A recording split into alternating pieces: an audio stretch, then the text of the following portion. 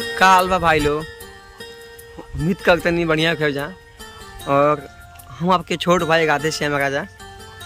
तो आजकल भाई हमने के बहुत ही अजीब अंजाम है भाई कि आजकल हमने के देखा तनी जा कि जे आजकल पता ना लोग कैसे यार अपने माँ बाप के बोलेला यार हमका समझ ना आवेला।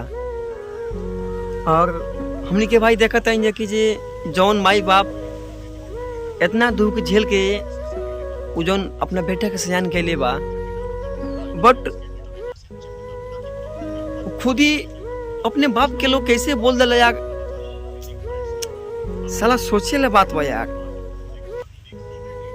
आजकल भाई देखा जाता कि जे जौन माई खुद भूखेगा के हमनी के खाना खियाव तड़ी, आज उहे माई के लोग बोलत था कितना दुख लागत हो हमारे भाई। वो दिन की याद कल हमारे भाई कि जौन माई तो के 9 महीने अपना कोख में पाल के पोस के रख ली, जौन माई तो के चले के सिखौली, जौन माई तो के खुद भूखेगा के तो के खिलैली, कि जौन माई तो के कमा के खियली, आज उहे माई के तू कहत रहा तू हमारे खातिर का कैले बालू। अरे भाई दिमाग से निकाल दा हमारे भाई कि हमारे खातिर हमारे माई बाप कुछ नहीं कर।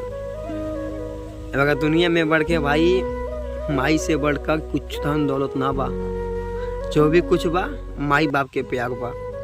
माई के आंचल में तो सब क्यों गया हमारे भाई, माई मने माई। बट हमनी के तो भाई माई के तो आंचल में जितना प्यार मिल रहा ना भाई कहीं ना मिली।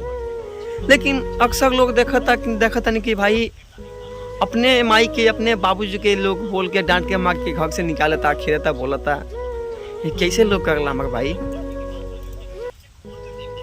आजकल भाई ऐसा लोग हो गए बा कि जे अपने माई के अपने घर से निकालता लो।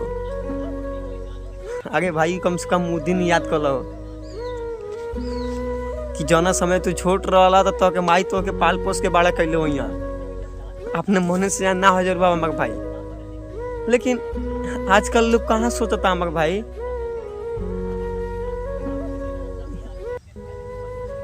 लोग घर से अपना माँ के निकाल देता, बाहर निकाल देता, ये वो खाली महंगाई के चक्कर में। तो प्लीज भाई ऐसा गलती कबो ना करके चाहिए कि जौन भाई हमने के पाल पोस कितना बड़ा कर ले भाई, हमके माँ बाप के कैसे घर से निकाल जाए भाई। और भाई हमारा वीडियो आपको पसंद आयल हो तो प्लीज अपना भाई खातिर वीडियो अंत तक देखे, लाइक से कमेंट करें और कमेंट करके बताएं भाई कि वीडियो हमारे किस अच्छा लागल हो। तो प्लीज़ भाई मैसेज जरूर करें। लव यू दोस्तों, बाय बाय।